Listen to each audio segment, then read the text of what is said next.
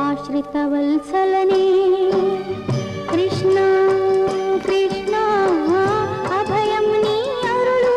കുളിക്കുമ്പോൾ ഒളിച്ചു ഞാൻ കണ്ടു നിന്റെ കുളിരിന്മേൽ കുളിർക്കൊരുമഴക്. നിന്റെ നൃത്തം വയ്ക്കുന്ന സൗന്ദര്യം നിറഞ്ഞു നിറഞ്ഞു തൊടുമ്പും നിന്റെ നൃത്തം വയ്ക്കുന്ന സുരഭികൾ വിടരുമ്പോൾ ഉന്മാദമാരിലുമുണരുമ്പോൾ രാരന് തേൻ കനി പോലെ നാണിച്ച് ചുവക്കുന്ന പെണ്ണ് പോലെ. സുന്ദരനായ വില്ലൻ. ഞാൻ പ്രേമത്തിന്റെ ആരാധകനായ ഒരു വികാര ജീവിയാണ്. ഇത് മലയാളത്തിലെ എല്ലാവർക്കും അറിയാവുന്ന ഒരു കാര്യം. കാരണം വില്ലന്മാര് അത്ര സുന്ദരന്മാരായിരിക്കത്തില്ല. അങ്ങനെയുള്ളൊരു കാലഘട്ടത്തിൽ വില്ലനായിട്ട് വന്ന ഒരു സുന്ദരനാണ്. പക്ഷെ നായകനാവേണ്ടതാണ്. എന്തുകൊണ്ടോ അത് വില്ലനായിട്ടാണ് അഭിനയിച്ചത്. നായകനായിട്ട് അഭിനയിച്ചിട്ടുണ്ട് കുറേ സിനിമകളിൽ നായകൻ. പക്ഷേ എന്നാലും കൂടുതൽ അദ്ദേഹത്തിന് കിട്ടിയതെല്ലാം വില്ലൻ കഥാപാത്രങ്ങളായിരുന്നു. അദ്ദേഹം മറിയം ബീവിയുടെ മുഹമ്മദ് കോയയുടെ മകനായിട്ട് കോഴിക്കോട് ജനിച്ചു. അദ്ദേഹം നല്ല സ്കൂളിൽ പഠിക്കുമ്പോൾ നല്ല ഫുട്ബോൾ കളിക്കാരനായിരുന്നു. അപ്പോൾ അന്നത്തെ മുൻ മന്ത്രിയായിരുന്ന പി ഉമ്മറിൻ്റെ നിർദ്ദേശപ്രകാരം ഒരു നാടക സമിതി ചേരുകയും അതിൽ ആരാണ് അപരാധി എന്നൊരു നാടകം ജമീല എന്നൊരു പെൺവേഷം കിട്ടിയിട്ടാണ് വരുന്നത്. കാരണം സൗന്ദര്യമുള്ളതുകൊണ്ടാണ് അദ്ദേഹത്തിന് പെൺവേഷം കൊടുത്തത്.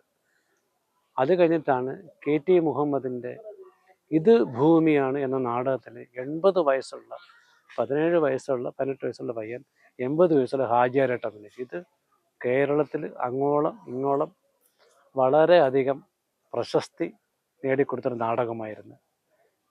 ഇത് കണ്ടിട്ടാണ് TK പരീക്കുട്ടി നീലക്കുവിന് ശേഷം അവർ രണ്ടാമത്തെ പടം എടുക്കുന്നത്. സാമൂഹ്യ പ്രതിബദ്ധതയുള്ള വിഷയങ്ങളാണ് എടുക്കേണ്ടതെന്ന് പറഞ്ഞപ്പോൾ റൂബിൻ്റെ തന്നെ രാരിച്ചൻ എന്ന പൗരൻ എന്നൊരു കഥയാണ് എടുക്കുന്നത്. രാരിച്ചൻ എന്ന് വെച്ചാൽ പാവപ്പെട്ട ആൾക്കാർ, അന്നത്തെ മുതലാളി തൊഴിലാളി വ്യവസ്ഥകളുടെ വിള്ളലുകളും അതുപോലെ തന്നെ സാധാരണക്കാർ അനുഭവിക്കുന്ന പ്രയാസങ്ങളൊക്കെയാണ് രാരിച്ചൻ എന്ന പൗരല്. ലത്തീഫ് എന്ന നടൻ ബാലനടനായിട്ട് ആദ്യം അഭിനയിച്ച് രംഗപ്രവേശനം ചെയ്യുന്ന അദ്ദേഹം പ്രൊഡക്ഷൻ എക്സിക്യൂട്ടീവായി നിർമ്മാതാവായി ഒക്കെ അഭിനയിച്ചിട്ടുണ്ട്. പിന്നീട് അദ്ദേഹം വളരെ വലിയ പേരെടുത്ത നിർമ്മാതാവായിരുന്നു. അദ്ദേഹം അന്തരിച്ചു. അദ്ദേഹം ആദ്യം ബാലനടനായിട്ട് രാരിച്ചെന്ന പൗരനാണ്. ഈ രാരിച്ചെന്ന പൗരന് മിക്കവാറും എല്ലാം പുതുമുഖങ്ങളായിരുന്നു. അത് നമ്മൾ സമ്മതിച്ചു കൊടുക്കണം. അന്നത്തെ കാലത്ത് ഒരു നിർമ്മാതാവ് എല്ലാവരും പുതുമുഖങ്ങളിട്ട് പടം വിജയിപ്പിക്കുക എന്ന് വെച്ചാൽ അസാധാരണമായ തൻ്റെ ഇടം ഉണ്ടെങ്കിലേ പറ്റത്തുള്ളൂ. അങ്ങനെ പക്ഷെ നല്ല സിനിമ എടുക്കണം എന്നുള്ള കുറച്ച് വാശിയിൽ അദ്ദേഹം രാരിച്ചൻ എന്ന പൗരൻ എടുക്കുന്നത്. രാരിച്ചൻ എന്ന പൗരനിൽ ഇത് ഭൂമിയായുള്ള ഹാജിയാരുടെ വേഷം കണ്ട് ഇതിലെ ഒരു വൃദ്ധ ഹാജിയാരുടെ വേഷം ചെയ്യുവാനാണ് വിളിക്കുന്നത്. അങ്ങനെ രാരിച്ചെന്നത് ഉമ്മറിനെ ഭാസ്കര മാസ്റ്റർ വിളിച്ചിട്ട് ചന്ദ്രധാരാട് രാരിച്ചെന്ന പൗരൻ ഇച്ചേരിക്ക് പേരുള്ള ഒരു പെണ്ണിനെ തന്നെ എനിക്ക് കെട്ടണമെന്നുണ്ടോ? എന്നെ പറ്റി വേറെ ഒരാൾ പറയുന്നതിന് ഞാൻ എന്ത് ചെയ്യാനാണ്? സത്യം എന്താണെന്ന് അറിയണം. എനിക്ക് അവളെ ഇഷ്ടമാണ്. പകെങ്കിലും നമ്മളെ ചിരി നോക്കി. അപ്പോ ഉറച്ചു.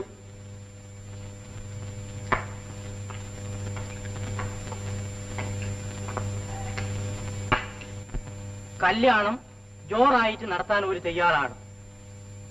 പിന്നെ പെണ്ണിന് 300 രൂപന്റെ പൊന്നും കൊടുക്കണം. രാരിച്ചെന്ന പൗരൻ കഴിഞ്ഞ് പിന്നെ അദ്ദേഹം അഭിനയിക്കുന്നത് ഉദയയുടെ ഉമ്മ എന്ന സിനിമ. ഉമ്മ ഒരുപാട് വിജയം നേടിയെങ്കിലും അപ്പം അതിൽ വന്നപ്പം ഉമ്മർ എന്നുള്ള പേര് മാറ്റിയിട്ട് സ്നേഹജാൻ എന്ന പേര്, ഉമ്മർ വേണ്ട സ്നേഹജാൻ എന്നുള്ള പേര് തിക്കൃഷിയാണ് അവിടെ ഇടുന്നത്. അങ്ങനെ ഉമ്മയിൽ തിക്കൃഷി പോകുന്നിടത്തൊക്കെ പെണ്ണ് കാണുന്ന ഒരു മുസ്ലിം കഥാപാത്രമാണ് KB സരോജ. അദ്ദേഹത്തിൻ്റെ മകള് രാജകുമാരിയുടെ കാമുകനായിട്ടാണ് ഹമീദായിട്ടാണ് ഉമ്മർ അഭിനയിക്കുന്നത്. ആ പാട്ട് അങ്ങനെ ആ സിനിമയിൽ മകളുടെ കാമുകനായിട്ട് അഭിനയിക്കുന്നത്. പക്ഷേ ഈ ഹാജിയാർക്ക് ഇഷ്ടമല്ല. ഹാജിയാർക്ക് മകളിൽ ഒരു നോട്ടമുണ്ട്. അവസാനം തിരിച്ചറിയുന്ന അവസാനം ഉമ്മറുമായിട്ടുള്ള കല്യാണമൊക്കെ നടത്തി കൊടുക്കുന്നതായിട്ടാണ്. പാലാണ് തേനാണെൻ കൽബിലെ പൈങ്കളിക്കു പഞ്ചാര കുഴമ്പാണു നീ എൻ സൈനബ പഞ്ചാര പാൽ കുഴമ്പാണു നീ കൂട്ടിന്നു നീ വരുമോ പാട്ടുമായി നീ വരുമോ മറ്റാരുമില്ല കിളി കൂടിതിൽ. ആ ഉമ്മ വിജയിച്ചെങ്കിൽ ഉമ്മറിന് അത്ര പേര് കിട്ടില്ല, അത്ര ചെറിയൊരു ക്യാരക്ടറായിരുന്നു. പിന്നീട് സ്വർഗരാജ്യം എന്ന സിനിമയിൽ അഭിനയിച്ചു, അതും വിജയിച്ചില്ല. അപ്പൊ സ്നേഹജാൻ എന്ന പേരിട്ടിട്ടും 2 ക്യാരക്ടർ ഇട്ടിട്ടും മലയാള സിനിമയിൽ അദ്ദേഹത്തിന് കയറിപ്പോകാൻ പറ്റിയില്ല. അങ്ങനെ നിരാശനായ അദ്ദേഹം വീണ്ടും നാടകത്തിലേക്ക് തന്നെ തിരികെയാണ്. അപ്പൊ രാരിച്ചെന്ന പൗരം കഴിഞ്ഞു, ഉമ്മ കഴിഞ്ഞു, സ്വർഗരാജ്യം അദ്ദേഹം തിരിച്ചു പോയത് മലയാളത്തിലെ ഏറ്റവും വലിയ ജനകീയ സമിതിയെ KPSCയിലേക്കാണ്. KPSC എന്ന് 2ആയി തിരഞ്ഞ് കുറേ നടന്മാർ വേറെ കാളിദാസ കലാകേന്ദ്രം തുടങ്ങി അങ്ങനെ തോപ്പിൽ പാസി ഒരു അവസ്ഥ നിൽക്കുമ്പോഴാണ് പുതിയ ആകാശം പുതിയ ഭൂമിയിലെ ഒരു എഞ്ചിനീയറുടെ വേഷത്തിൽ ഉമ്മർ വരുന്നത്. അത് വളരെ വിജയിച്ചതോടുകൂടി പിന്നത്തെ സ്ഥിരം നാടകം അശ്വമേധം, ശരശയ്യ, അവരങ്ങനെ KPSCയുടെ സ്ഥിരം നായകനായി ഉമ്മർ മാറി. അങ്ങനെ ഇരിക്കുകയാണ് KPSCയുടെ നാടകം കണ്ടിട്ടാണ് MD വാസുദേവൻ നായർ അദ്ദേഹത്തിൻ്റെ മുറപ്പെണ്ണിൽ അദ്ദേഹമാണ് വിൻസെൻ്റ് മാസ്റ്റർ സജസ്റ്റ് ചെയ്യുന്നത്. പിന്നെ കോഴിക്കോട്ട് നടന്നിട്ടുണ്ട്, പണ്ട് സിനിമയിലൊക്കെ അഭിനയിച്ചിട്ടുണ്ട്, പിന്നെ നാടകത്തിലാണ് അദ്ദേഹത്തെ വിളിക്കാം. അനിയൻ എന്ന കഥാപാത്രത്തെ MD തന്നെ പറഞ്ഞിട്ട് വിൻസെൻ്റ് മാസ്റ്റർ ഏൽപ്പിക്കുകയാണ്. അതിൽ അനിയൻ എന്ന കഥാപാത്രം പ്രേക്ഷകൻ ഏറ്റെടുത്തു. പിന്നെ KP ഉമ്മറിന് തിരിഞ്ഞു നോക്കുക, അദ്ദേഹം സ്നേഹജാൻ എന്ന പേര് മാറ്റി KP ഉമ്മർ എന്ന പേരിൽ അഭിനയിച്ച്. ചന്ദ്രനെ ഇടയ്ക്ക് കാണാറുണ്ട്, അയാൾ BL എഴുതിയിരിക്കുകയാണ്. സ്വാമി ഇപ്രാവശ്യമെങ്കിലും കിടക്കണമെന്ന് വിചാരിച്ച് കോപ്പി അടിച്ചു, 2ാമത്തെ ദിവസം പിടിച്ചു. പാവം. പൂക്കൾ ദേവന് മാത്രമല്ല എനിക്കും ഇഷ്ടമാണ്, ഒന്നെടുത്തോട്ടെ. അനിയത്തിനൊന്ന് വഴിമാറുന്നുണ്ടോ? ഭായിക്ക് എന്നോട് എന്താ ഇത്ര പരിഭവം? നിൽക്കൂ. ഒരാൾ മാത്രം, അതെന്റെ ഭാഗ്യാണ്.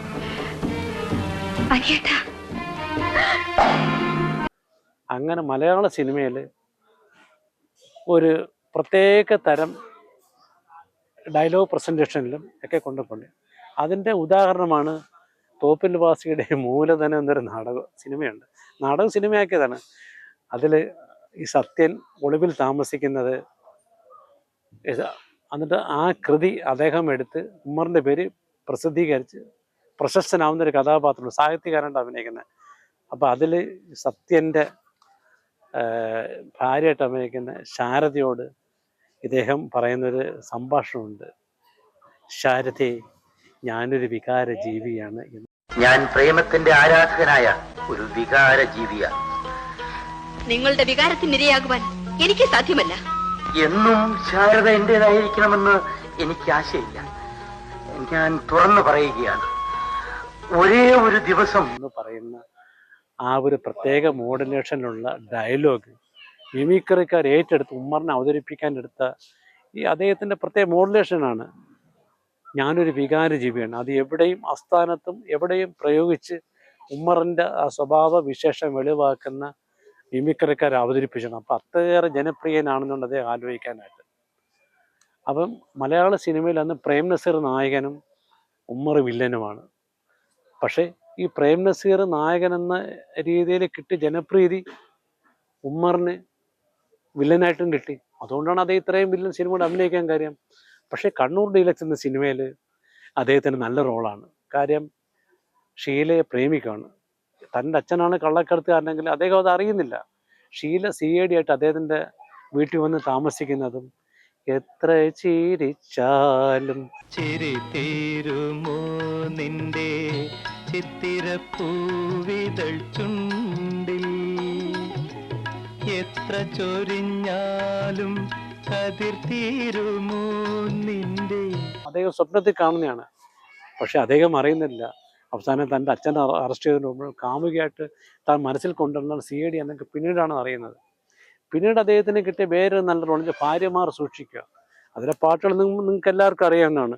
ചന്ദ്രികയിലലിയുന്നു ചന്ദ്രകാന്തം വൈക്കത്തഷ്ടമി നാളിൽ. അങ്ങനെ അപ്പം അതിൽ ഈ ഉമ്മർ എന്ന കഥാപാത്രം വിദേശത്താണ്. അദ്ദേഹത്തിൻ്റെ ഭാര്യ ഷീല. സ്വന്തം അച്ഛനാണ് മകളെ പാട്ടിലും സംഗീതത്തിലും പ്രോത്സാഹിപ്പിക്കുന്നതും ഒരു ഗായകനെ വീട്ടിൽ വിളിച്ചു വരുത്തുന്നത്. ഗായകനെ സൽക്കരിക്കാൻ ഗായകൻ്റെ വീട്ടിൽ ആഹാരം കൊണ്ട് കൊടുക്കാൻ എല്ലാം പ്രോത്സാഹിപ്പിക്കുന്നത് അമ്മായി അച്ഛനാണ്. പക്ഷേ ഈ അതിര് കടന്ന സ്നേഹപ്രകടനവും അമ്മായി അച്ഛൻ്റെ നിർബന്ധവും അത് ആ ഗായകൻ തെറ്റിദ്ധരിക്കുന്നത് ഗായകൻ ഈ സ്ത്രീയുമായിട്ട് അടുക്കുന്നതുമാണ് കഥ. അത് അവസാനം വല്ലാത്ത രീതിയിലേക്ക് മടങ്ങുകയും ഗായകൻ്റെ ഭാര്യ ആത്മഹത്യ ചെയ്യുകയും അത് ഈ നായികയാണെന്ന് ഷീലയാണെന്ന് പറഞ്ഞ് തെറ്റിദ്ധരിപ്പ് ഷീല അടുക്കാൻ ശ്രമിക്കുന്നത്. ഇത് ഉമ്മർ അറിഞ്ഞ് നാട്ടിൽ വരികയും ഇതറിഞ്ഞിട്ട് തൻ്റെ അച്ഛനെ കുറ്റപ്പെടുത്തുകയും ഭാര്യയെ കൊണ്ട് കാമുകൻ്റെ അടുത്തേക്ക് നിർദാക്ഷിണ്യം തെള്ളിവിടുന്ന ഒരു സീനുണ്ട്. ഷീല കെട്ടിപ്പിടിച്ച് കരഞ്ഞിട്ട് ഉമ്മർ അനുസരിക്കത്തില്ല, അദ്ദേഹം കൊണ്ടുവിടുകയാണ്. അതിലും അദ്ദേഹം ഒരു നല്ലൊരു ക്യാരക്ടറാണ്. സ്വന്തം ഭാര്യ അത് അവിശ്വസിക്കാൻ സ്നേഹം ഒലഞ്ഞപ്പോൾ അദ്ദേഹം തയ്യാറായില്ല, കൊണ്ടുവിടുകയാണ്. അതും അദ്ദേഹത്തിൻ്റെ അഭിനയത്തിലെ പ്രത്യേകം ഒരുതരം ക്യാരക്ടറാണ്. ഡോക്ടർ പൊതുവാക്കി ഹോസ്പിറ്റലിലാണ്. ഞാൻ കുറച്ച് കഴിഞ്ഞ് വരാം. മിസ്റ്റർ സുരേഷ് നമ്മുടെ വീട്ടിലേക്ക് വരാമെന്ന് പറഞ്ഞു. മറ്റുള്ളവരുടെ മുഖം കാണണം. അത് പിന്നെ പറയണം, നമ്മുടെ വീട്ടിലെ നമ്മുടെ ആശുപത്രി എന്ന് രോഗികളെന്നും പറഞ്ഞ് ഓടിക്കളയരുത്. മറ്റു പലതും വരുത്താൻ ഓക്കെ. ഞാനൊരു സന്ദർശകനായിട്ടല്ല അമേരിക്കയിലേക്ക് പോകുന്നത്. അവിടെ ചെന്നാലുള്ള 6 മാസവും എനിക്ക് തിരക്ക് പിടിച്ച പരിപാടികളാണ്. അതിൻ്റെ ഈ നീ കൂടെ ഉണ്ടായാൽ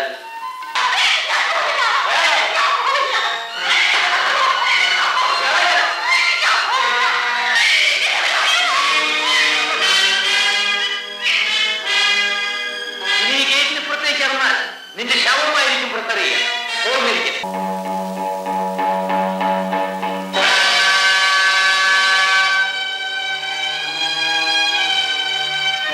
അപ്പോൾ അത് വില്ലൻ റോള് മാത്രമല്ല, അതുപോലെ പഞ്ചവടിപ്പാലത്തൊരു കഥാപാത്രമുണ്ട്.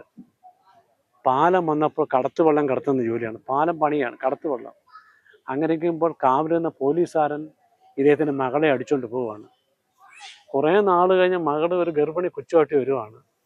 അപ്പോഴും ആ സ്നേഹധനനായ പിതാവ് ആ മകളെ ആശ്ലേഷിച്ച് കൂടെ നിർത്തുകയാണ്. അങ്ങനെയും വ്യത്യസ്തങ്ങളായിട്ടുള്ള ഒരുപാട് മുസ്ലിം കഥാപാത്രങ്ങൾ അദ്ദേഹം ചെയ്തിട്ടുണ്ട്. അത് കോളേജ് കാലം സിനിമയിൽ അതിൻ്റെ ഹാജിയായിരുന്ന കഥാപാത്രം വളരെയധികം പേരെടുത്ത ഒരു കാര്യമാണ്.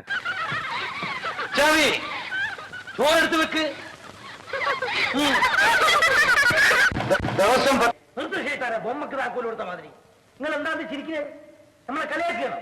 നിങ്ങളൊപ്പം കളിക്കാൻ വന്നല്ലേ? നമ്മള് പൈസ വാങ്ങാൻ വേണ്ടി വന്നാണ്. നിങ്ങൾ മോളെ കെട്ടിയോൻ നമുക്ക് ഒരുപാട് പൈസ തരാനുണ്ട്. നമ്മളോട് കളിക്കണ്ട. നമ്മളെ പൈസ കിട്ടാതെ നമ്മൾ പോവില്ല. എവിടെ ഓനോട് നമുക്ക് ചോദിക്കാലോ. വിളിക്ക്. അങ്ങനെ പോകാൻ പറ്റൂല.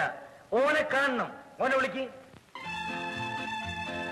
നിങ്ങൾ നമ്മളങ്ങനെ ശ്രദ്ധിച്ചു നോക്കണ്ട. നമുക്ക് വിരാതൊന്നുമില്ല. സംശയം ഉണ്ടെങ്കിൽ നിങ്ങൾ മോനോട് ചോദിക്കും. ഹരിഹരൻ്റെ സിനിമ സുജാത, അതിലൊക്കെ അച്ഛൻ വേഷങ്ങളാണ്. അങ്ങനെ അദ്ദേഹം അച്ഛൻ വേഷങ്ങൾ ചെയ്തിൽ ആ സുജാതയിൽ വലിയ ആശ്രിത വത്സലനെ എന്നൊരു പാട്ട് ആ നന്ദിത ബോസ് പാടുമ്പോൾ ഹൃദയം തകർന്ന പിതാവായിട്ട് രംഗത്ത് വരുന്നൊരു ഷോട്ടുണ്ട്. ആശ്രിത വത്സലനേ കൃഷ്ണ കൃഷ്ണ അഭയം നീ അരുളൂ, അഭയം നീ അരുളൂ ആപൽ ബാന്ധവനേ. അത് നമ്മൾ ഒരിക്കലും മറക്കാൻ പറ്റില്ല. അപ്പം ഒരേ സമയം വില്ലനായും നായകനായും മധ്യവയസ്സ് കഴിഞ്ഞ കഥാപാത്രങ്ങളെ അവതരിപ്പിച്ച് അദ്ദേഹം വ്യത്യസ്തമായ കഥാപാത്രങ്ങളും മലയാളികളെ കൊണ്ടുപോയി അദ്ദേഹം. ഇനിയും നമുക്ക് അദ്ദേഹത്തിൻ്റെ കൂടുതൽ കഥാപാത്രം അടുത്ത അദ്ദേഹത്തിന് പരിചയപ്പെടാം.